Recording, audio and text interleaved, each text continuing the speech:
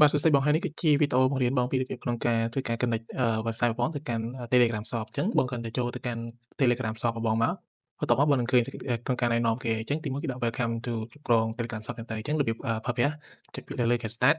បន្ទាប់មកគេនឹងប្រាប់បងឲ្យថារបៀប set up ទៅលើ Telegram Shop ហ្នឹងគឺយើងធ្វើបែបម៉េចអញ្ចឹងទីមួយបងគ្រាន់តែចូលទៅកាន់ Open Telegram របស់បងដើម្បីបងបាក់ទៅលើ bot file ហ្នឹងទៅ search ពាក្យថា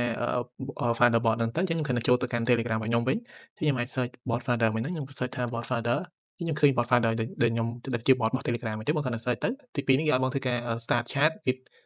bot folder ហ្នឹងដោយគ្រាន់តែបងធ្វើពាក្យចុចពាក្យថា start នេះបងធ្វើ start ហើយដាក់ start ហ្នឹងទៅអញ្ចឹងខ្ញុំគ្រាន់តែពាក្យថា start អញ្ចឹងខ្ញុំ enter ទៅបន្ទាប់ជំហានបន្ទាប់គេឲ្យបង tap ទៅលើពាក្យថា new bot and follow instruction របស់វាអញ្ចឹងបងគ្រាន់តែចូលទៅតាម new bot អូខេអញ្ចឹងខ្ញុំវាយ new bot ហើយចុច enter បន្ទាប់មកគេឲ្យយើងធ្វើអីខ្លះទីមួយគេឲ្យយើងថាឲ្យយើងបង្កើត bot របស់យើងឈ្មោះ bot របស់យើងអញ្ចឹងបងត្រូវតែពេញឈ្មោះ bot របស់យើងអញ្ចឹង bot ខ្ញុំឈ្មោះថា STN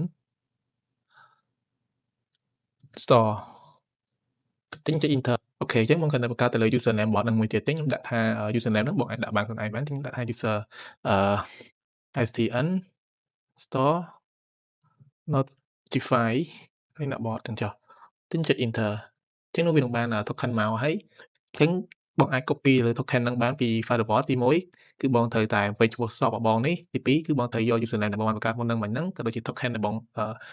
យកបានកន្លែងនេះបងអាច copy ទៅដល់ដាក់កន្លែងនោះមួយទៀតអញ្ចឹងបងគ្រាន់តែចុចទៅលើពាក្យថា next នេះមកអញ្ចឹងបងគេឲ្យនឹងបងវាយទៅលើឈ្មោះ bot របស់បងហើយអញ្ចឹង bot ខ្ញុំវិញឈ្មោះថា STN store តមក bot token bot username របស់ខ្ញុំគឺនៅកន្លែងនេះអញ្ចឹងបងគ្រាន់តែចុចទៅលើលេខហ្នឹងមកបងចូលដល់ bot username ហ្នឹងហើយចេញ copy bot មួយហ្នឹងមកខ្ញុំយកមកដាក់ចំពោះកន្លែងនេះវិញគឺជា bot token ហ្នឹងគឺនៅកន្លែងដែលយើងបាននេះមិញហ្នឹងពី token នេះមក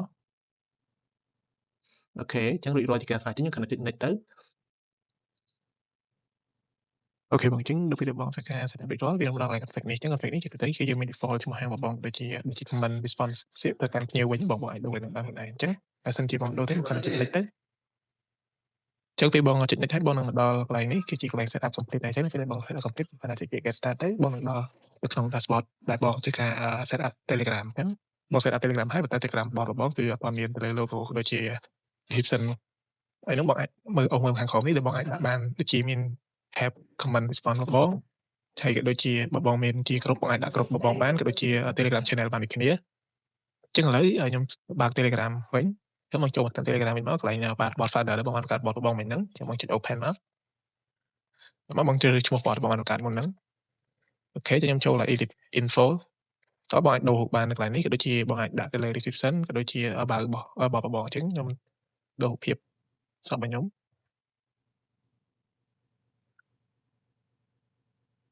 អូខេខ្ញុំដូររូបភាពបែបនេះមួយដែរ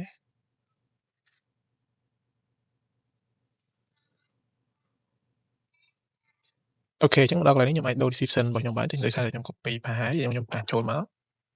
ជា description របស់បងក៏ដូចជាកន្លែងនេះបងអាចដាក់ជាបើទៅពេលដែលភ្ញៀវគាត់ចូលទៅកាន់ Telegram វានឹងលោតនៅខាងក្រោមនេះឲ្យគាត់អានដែរអញ្ចឹង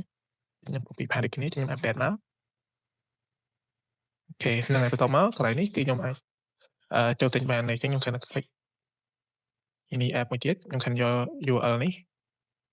URL ក្នុង dashboard របស់នេះគឺបងយកទៅ copy ចូលទៅក្នុង Telegram កន្លែង mini app នេះហើយចុច save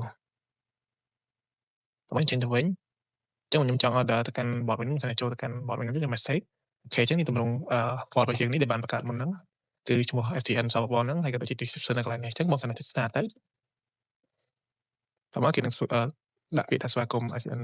មកកាន់ហាងរបស់យើងនឹងហើយបើសិនជាចង់ធ្វើការ contact មានន័យថាយើង login ដើម្បីទិញអីវ៉ាន់យើងគ្រាន់តែធ្វើតាមអីដែលគេណែនាំហ្នឹងទៅគឺយើង share contact ហើយយើងចុច share តោះមកគឺជោគជ័យហើយគណនីរបស់យើងគឺបាន